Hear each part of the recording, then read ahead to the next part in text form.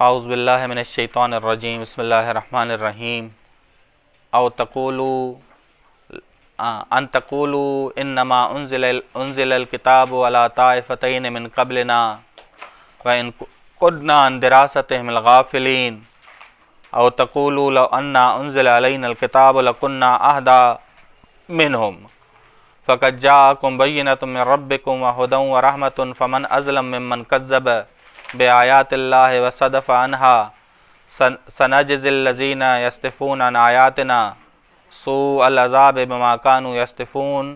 صلوات پڑھیں محمد اور آل محمد، اللہم صلی علی محمد وآل محمد وعجل جی سورہ انعام کا ترجمہ اور تفسیری نکات جاری تھے۔ آیت نمبر 156 ہے، 156 سے لے کے 160 تک ہے کہ خداوند عالم کہہ رہا ہے۔ ظاہری ترجمہ اگر ہم کریں تو ظاہری ترجمے سے معاملہ حل نہیں ہوتا۔ دیکھیں، ان تقولوا یہ کہ تم کہو، انما انزل الکتاب علی طائفتین، صرف نازل کی گئی ہے کتاب دو گروہوں پر، یہود و نصارہ پہ، من قبلنا جو ہم سے پہلے تھے، وَإِن كُنَّا عَن دِرَاسَتِهِمْ لَغَافِلِينَ اور یقیناً یا اگرچہ ہم اس کے پڑھنے سے غافل ہیں، ان کتابوں کے پڑھنے سے، ان انبیاء کی کتابوں کے پڑھنے سے ہم غافل ہیں۔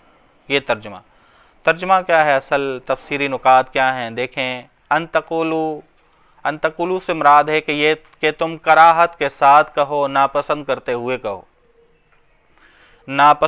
ہوئے کہو کہ کیا ہدف کیا ہے کہنے کا؟ دیکھیں ہم بتاتے ہیں کہ انما انزل الکتاب، صرف کتابیں نازل ہوئی ہیں، علی طائفتین دو گروہوں پر، ان یہود و نصارہ پہ توریت اور انجیل نازل ہوئیں، من قبلنا جو ہم سے پہلے تھی، جو ہم سے پہلے یہ دو گروہ تھے یہود و نصارہ، ہم سے پہلے، یعنی یہ پہلے ہم سے پہلے والی شریعت، ہم سے پہلے والی کتابیں ہیں، ہمارے زمانے کی کتابیں نہیں ہیں۔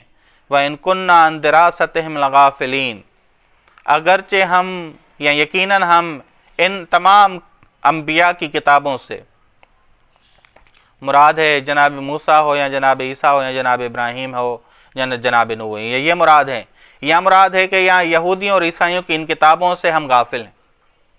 کہنا کیا چاہتے ہیں؟ کہنا یہ چاہتے ہیں کہ ہم ان کتابوں سے غافل تھے اور ہم پر کوئی حرج نہیں، ان سے غافل ہونے کا ہم پر کوئی حرج نہیں، اسی طرح ہم قرآن سے غافل رہیں گے، ہم پر کوئی حرج نہیں ہو۔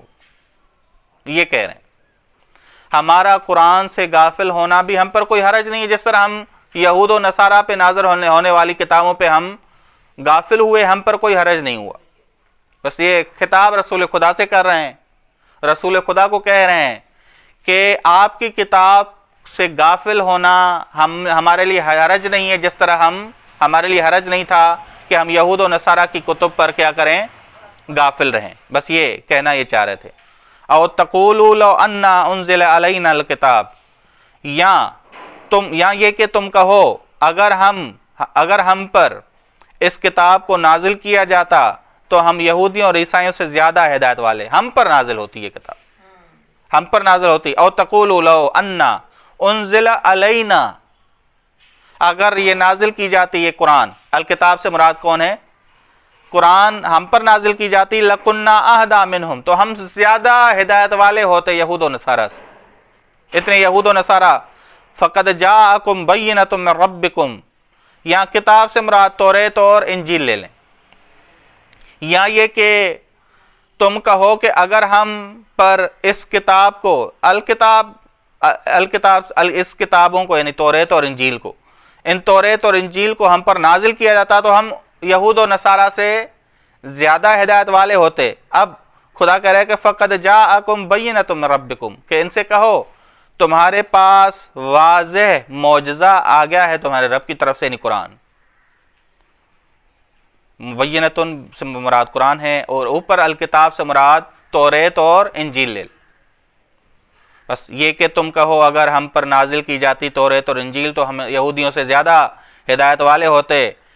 فقد جاءکم بینۃ، بتحقیق تمہارے پاس آ گیا ہے واضح معجزہ، واضح کتاب تمہارے رب کی طرف سے، ہدی و رحمۃ، اور ہدایت اور رحمت ہے. فمن ازلم، پس کون اس سے بڑا ظالم ہوگا، ممن کذب بآیات اللہ، جو اللہ کی آیات کو جھٹلائے، اللہ کی آیات کو جھٹلائے، قرآن کو جھٹلائے، رسول خدا کی رسالت کو جھٹلائے. وصدف عنہا، اور اس سے منہ پھیرے. سنجزی الذین یصدفون عن آیاتنا، حتماً ہم جزا دیں گے ان لوگوں کو جو ہماری آیتوں سے منہ پھیرتے ہیں، ہماری آیتوں سے منہ پھیرتے ہیں. کیسی جزا دیں گے؟ سوء العذاب، سخت عذاب کی، مشکل عذاب کی ہم سزا دیں گے. بما کانوا یصدفون، اس وجہ سے کہ وہ حق سے منہ موڑتے تھے بغیر دلیل اور برہان، بغیر دلیل اور برہان کی وہ حق سے منہ پھیرتے ہیں. ٹھیک. آیت نمبر 158، هل ينظرون الا ان تأتيهم الملائکہ، صرف وہ منتظر ہیں کہ فرشتے ان کے پاس آئیں. یہ نہیں ترجمہ اس طرح فرشتے ان کے پاس آئیں، فرشتے سے مراد ہے فرشتے ان پر عذاب لے کر آئیں.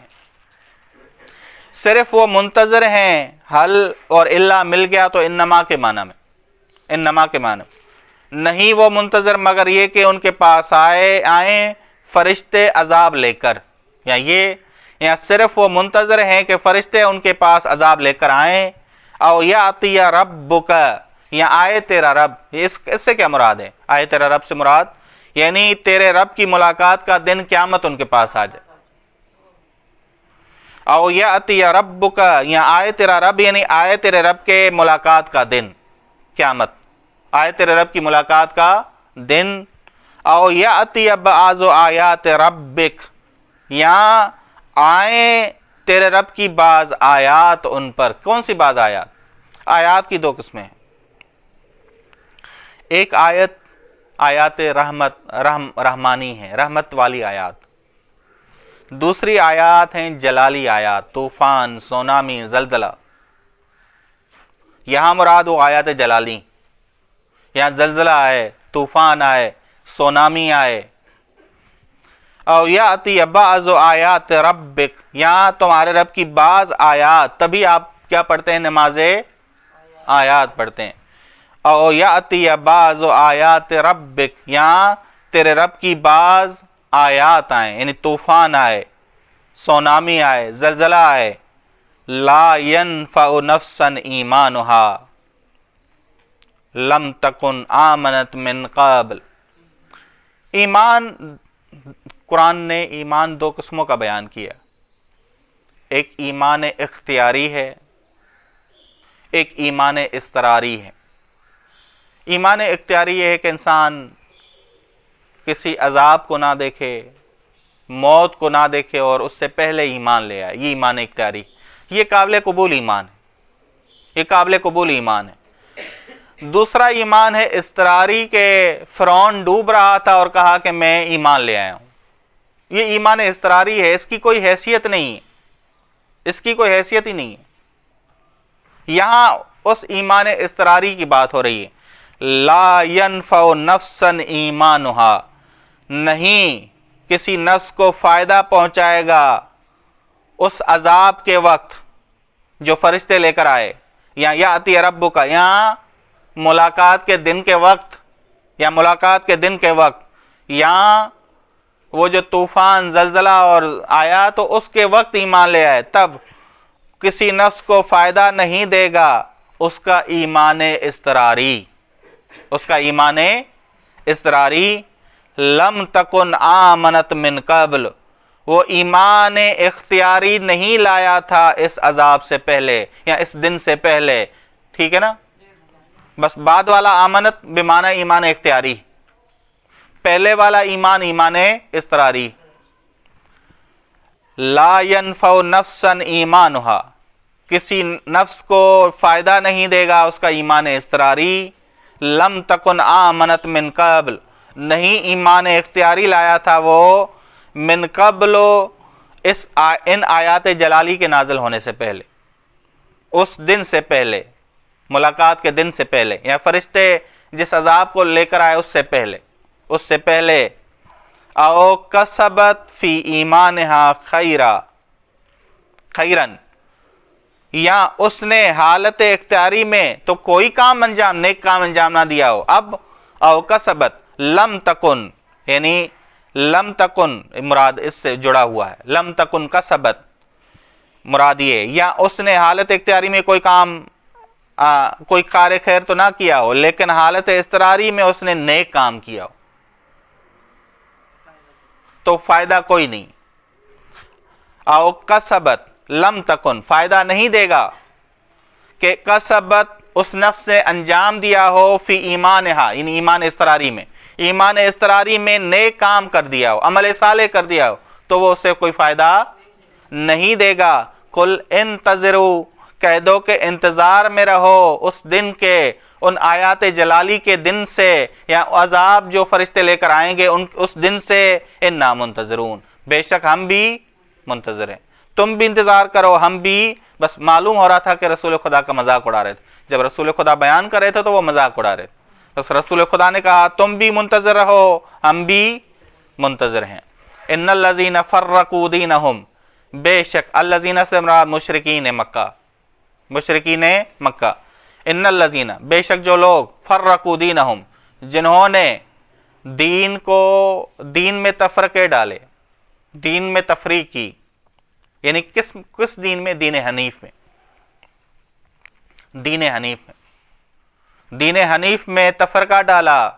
وَقَانُوا شِيَعًا، تفرقہ اتنا ڈالا کہ کوئی مشرک ہو گیا، مشرک میں بھی کوئی بتوں کو رب ماننے لگا، کوئی فرشتوں کو فرشتوں کو رب ماننے لگا، کوئی یہودی ہوا، کوئی نصارہ ہوا، اس طرح تفرقے ہوئے بہت سارے۔ مشرکین کے درمیان بھی کتنے تفرقے ہوئے۔ وَقَانُوا شِيَعًا، اور وہ گروہ گروہ ہوئے، تفرقہ ڈالا اور گروہ گروہ ہوئے۔ لَسْتَ مِنْهُمْ فِي شَيْءٍ، آپ کا ان سے ذرا برابر کوئی تعلق نہیں ہے، کیونکہ آپ دین حنیف سے تعلق رکھتے ہیں، انہوں نے دین حنیف میں کیا کر دیا ہے؟ تفرقہ ڈالا ہے، ٹھیک۔ لَسْتَ مِنْهُمْ فِي شَيْءٍ، بس آپ کا ان سے کوئی تعلق نہیں ہے، کس لحاظ سے؟ اس دین کے لحاظ سے، جو انہوں نے تفرقہ کر کے اپنا دین بنا دیا تو ان کے دین سے کوئی تعلق نہیں ہے، آپ کا دین دین حنیف ہے۔ انما امرهم الی اللہ، بس ان کا معاملہ، صرف ان کا معاملہ کس سے ہے؟ خدا سے ہے، ان کا معاملہ خدا سے ہے۔ ثم ینبئهم بما كانوا یفعلون، پھر خدا ان کو آگاہ کرے گا جو کچھ وہ انجام دیتے تھے اس کے بارے میں قیامت کے دن آگاہ کرے گا۔ اب آیت نمبر 160، من جاء بالحسنہ فلہ عشر امثالہا ومن جاء بالسیئۃ فلا یجزی الا مثلہا وہم لا یظلمون۔ بس آیت نمبر 160 میں غور کریں، یہ نہیں کہا قرآن کریم نے من عمل بالحسنہ یا من فعل بالحسنہ، بس من جاء بالحسنہ، جو نیکی کی حفاظت کر کے لائے، یعنی موت کے وقت، عذاب کے وقت، آیات جلالی کے نازل ہوتے وقت، فرشتے، موت کے فرشتوں کے نازل ہونے کے وقت، اللہ سے ملاقات کے دن کے وقت، جو نیکی کو، آیت کے آہنگ سے ہی معلوم ہو رہا ہے، آپ آیت کا ربط بتائیں تو یہاں جائی آنا چاہیے تھا، نہ کہ عمل آنا چاہیے۔ کیا آنا چاہیے؟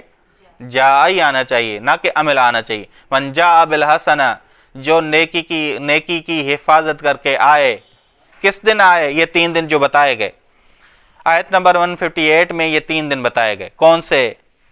فرشتے عذاب لے کر آتے ہیں اس دن، یہ نیکی کی حفاظت کر کے لائے، یا یاتی ربک، یا تیرے رب کی ملاقات کا دن آ جائے، یا آیات جلالی جس دن آ جائیں اس دن اگر کوئی نیکی کی حفاظت کر کے آئے، فلہ عشر امثالہا، تو اس سے معاملہ عذاب والا نہیں ہوگا، وہ محفوظ ہوگا، وہ سکون میں ہوگا، اس کی موت بھی آسان لذت والی ہوگی۔ روایات میں ہے کہ مومن سب سے زیادہ جو لذت اٹھائے گا وہ موت سے، ہماری روایات میں ہے کہ سب سے زیادہ جو لذت اٹھائے گا مومن وہ موت سے اٹھائے گا۔ بس من جاء بالحسنہ فلہ عشر امثالہا، جو نیکی کی حفاظت کر کے لائے اس کے لیے کم از کم اس نیکی کی جزا کتنی ہے؟ 10 برابر ہے۔ ومن جاء بالسیئۃ، اور جو برائی کو لے کر آئے اس دن میں برائی کو لے کر آئے، فلا یجزی الا مثلہا، نہیں اسے جزا دی جائے گی مگر اسی برائی کی، نہ کہ اس برائی جیسی، اسی برائی کی. مثلہا کا معنی یہاں اسی برائی کی، یہ ترجمہ کرنا، نہ کہ اس برائی جیسی بلکہ اسی برائی کی. وَهُمْ لَا يُظْلَمُونَ، اور ان پہ ظلم نہیں کیا جائے گا. بس یہ ان پہ کوئی ظلم نہیں ہوگا. ظلم وہ کرتا ہے جو جاہل ہو، جس کے لیے معاملہ تاریک ہو. اللہ ہر چیز سے واقف ہے، علیمٌ بھی ہے اور خبیرٌ بھی ہے. علیمٌ یعنی کلیات کے بارے میں بھی جانتا ہے، اور خبیرٌ جزیات کے بارے میں بھی جانتا ہے. صلی اللہ علی محمد اہل بیتہ الطیبین الطاہرین. صلی اللہ علیہ وسلم.